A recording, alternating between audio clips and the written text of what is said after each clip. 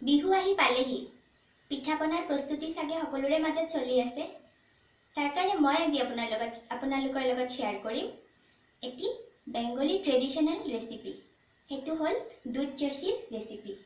দুধ চচি বনাবলৈ আমাক কি উপকৰণ লাগিব চাও আহক দুধ চচি পিঠা বনাবলৈ আমাক লাগিব গাখীৰ মই ইয়াতে 1.5 লিটাৰ লৈছো আৰু লাগিব চাউলৰ গুড়ি মই এবাটি চাউলৰ গুড়ি লৈছো মই ঘৰতে চাউল গুড়ি কৰি লৈছো তাৰ পিছত লাগিব তেজপাত কাজু ইলাচি আৰু চেনিখিনি মই মোৰ জোখত লৈছো আপোনালোকৰ সোৱাদ অনুসৰি ল'ব এতিয়া আমি চাউলখিনি প্ৰথমে সামান্য ভাজি ল'ব লাগিব এতিয়া আমি ভাজা ষ্টাৰ্ট কৰো তাৰ চাউলৰ গুড়িখিনি আমি সামান্য ভাজি লম একেবাৰে সামান্য জাস্ট ভিজা ভাবটো যাতে আতৰ হয় তাৰ কাৰণে আৰু সামান্য ভাজা হোৱাৰ পিছতে আমি ইয়াতে পানী এড কৰিম আটা খানাৰ নিচিনা আমি এটো মাৰিম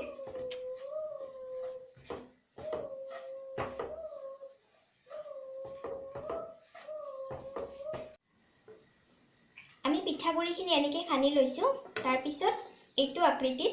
আমি পিঠাগুড়িখিনি বনাম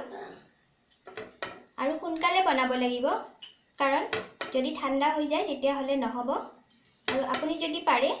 তেতিয়া হলে কাপোৰ এটাৰে ঢাকিও থব পাৰে যাতে বহুত দেৰিলৈকে গৰম থাকে আমাৰ প্ৰায় হৈ আহিছে অলপ টাইম লাগিব এখিনি কৰোতে তাৰ কাৰণে অলপ ধৈৰ্য লাগিব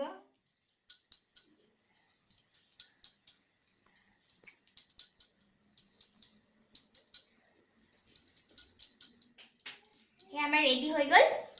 এতিয়া গাখীৰখিনিও প্ৰায় জাল হৈ আহিছে এতিয়া তেজপাতখিনি মই দি দিম গাখীৰখিনি ভালকৈ জাল হৈছে গতিকে মই এইবিলাক এতিয়া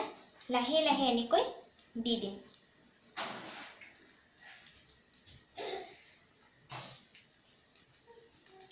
এনেকৈ দিব লাগিব নহলে সব একেলগে মিহলি লাড়ু হৈ যাব অলপ কষ্টৰ ৰেচিপি হয় হলেও বহুত টেষ্টি হয় মই গেছটো মিডিয়াম ফ্লেমত ৰাখিছো যেহেতু আমাৰ গাখীৰ জাল হৈয়ে গৈছিল আগতে তো এতিয়া এখিনি সিজিব লাগিব তাৰ কাৰণে মিডিয়াম ফ্লেমত ৰাখিব লাগিব নহলে গাখীৰ শুকাই যাব আৰু পিঠাখিনি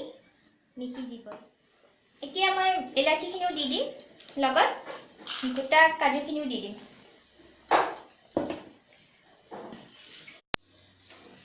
এনেকৈ লাৰি থাকিব লাগিব নহলে তলত লাগি যাব পাৰে পায়সৰ নিচিনাই পায়সত আমি চাউল ডাইৰেক্ট দি দিওঁ আৰু ইয়াতে চাউলখিনি গুড়ি কৰি তাৰ পিছত এনেকৈ দিওঁ আপোনালোকে যদি পায়সৰ ৰেচিপি চাব বিচাৰে মোৰ ডেসক্ৰিপচনত লিংক দিয়া আছে চাই ল'ব পাৰিব আমাৰ পিঠাখিনি বইল হৈ গৈছে এটো চাও এতিয়া মই ইয়াতে চেনিখিনি মিহলাব পাৰো এতিয়া মই চেনি ইয়াতে এড কৰিম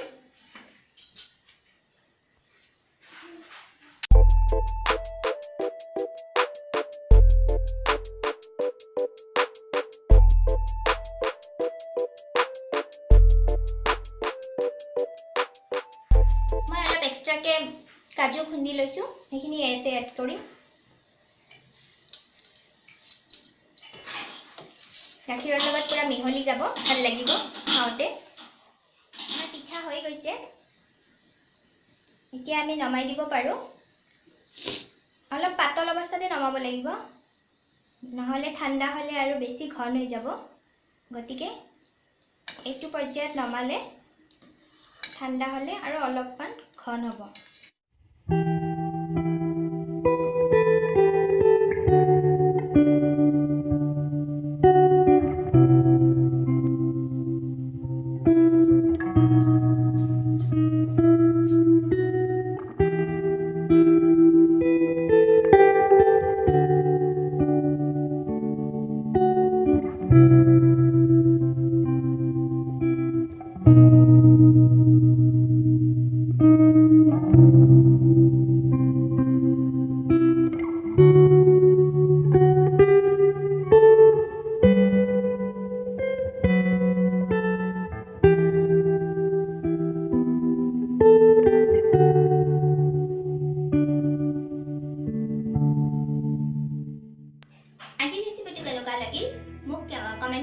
জনাব ভাল লাগিলে লাইক শ্বেয়াৰ কৰিব আৰু নতুন ৰেচিপিৰ কাৰণে মোৰ চেনেলটো সাবস্ক্ৰাইব কৰিব